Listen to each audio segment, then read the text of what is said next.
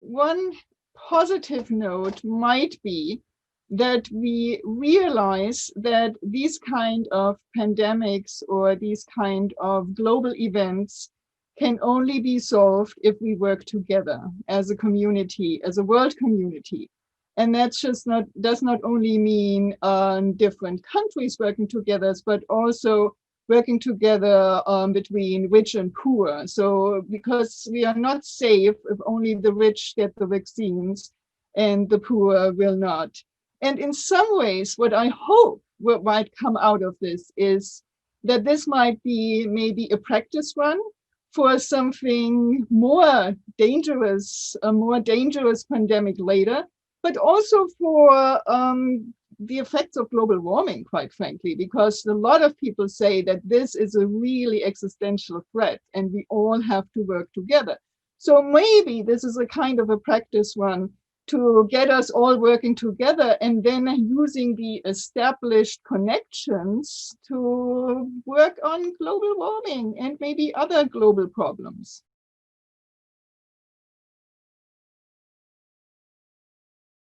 One of the things in the wisdom research and from my three-dimensional wisdom scale is the reflective component. And in the reflective component, you know, you look at things from multiple perspectives and looking at oneself from a third perspective, and hopefully getting some insight into that we are all the same, you know, so that we are all, I'm not better than you, and we have all our positive aspects, but we also have our negative aspects.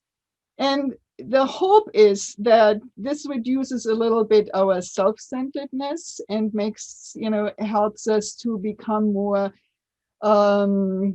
less self-centered and more self-transcendent. And I think this is what is required here, to be less self-centered and thinking about our own tribe, our own family, our own country, you know, that we really see this as what Bob Sternberg calls the common good. You know, we need to do this for the common good because it is not helping me, you know, to just take care of my own family for these global threats like a pandemic, like global warming. We really have to work on this together. And so overcoming self-centeredness, I think, is the key, which is also one of the components of wisdom.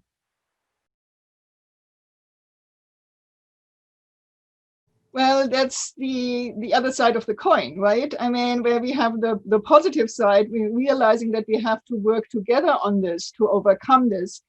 The other side of the coin is exactly that we become more self-centered and looking out for number one and my tribe, which we have been seeing in the United States, you know, these really two tribes fighting each other's and not really caring about others or caring about immigrants or caring about people who are poor or who have no health insurance and all these kind of things.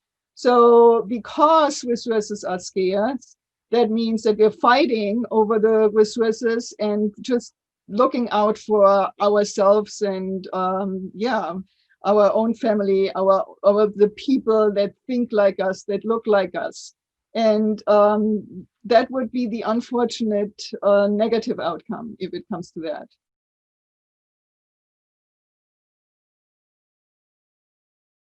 I'm coming back to my reflective component to see basically that we are all in the same boat, that it doesn't help me if only a part of society succeeds. It's really, if I am successful, if I am rich, if I am healthy, and a lot of my neighbors are not, that in fact, it does affect me in some ways. It affects me in the long run because people are unsatisfied and they are not happy and they might actually you know, want changes, and then they might vote for somebody who does not necessarily have the best interest in mind for them, but the person might promise them. And I'm from Germany, and we had a situation like that, and it didn't turn out very well. It's the insight of being that this is really about the common good and not just about me. If I have health insurance, but my neighbor does not, and therefore cannot afford to get tested for COVID, and affects everybody else, or because my neighbor wants to go and doesn't wear a mask because individualism, I should have the freedom, and then affects a lot of other people, and they affect a lot of other people. This doesn't help anybody. So really to thinking about the next person, how can we help the next person to succeed under these conditions, and then having a positive ripple effect rather than a negative ripple effect.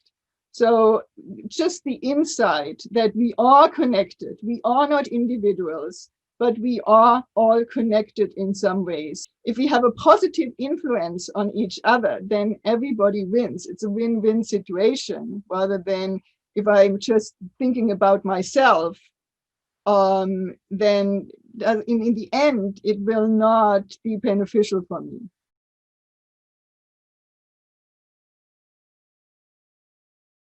So right now, I think people are impatient. They want to go out. They want to meet with friends. They want to go to a restaurant. They don't want to wear a mask everywhere. And as a lot of public health officials are saying, just be patient.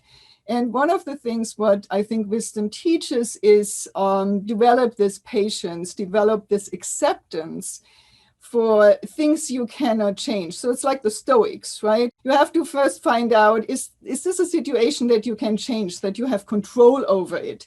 And if you don't have control over it, then you have to accept it. And right now, is COVID a situation that we have control over it? Do I have control over it right now?